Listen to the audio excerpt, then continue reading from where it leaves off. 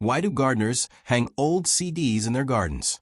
It might look strange, but the reason will surprise you. Those shiny discs act like a natural scarecrow.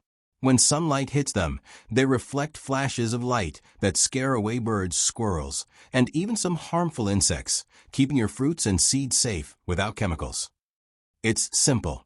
Just tie a CD on a branch or stick, let it dangle in the wind, and the spinning light will protect your plants day after day.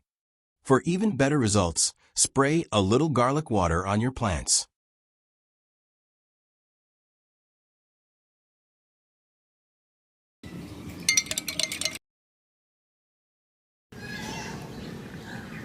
The smell repels pests, while the CDs keep them visually away, double protection for your garden.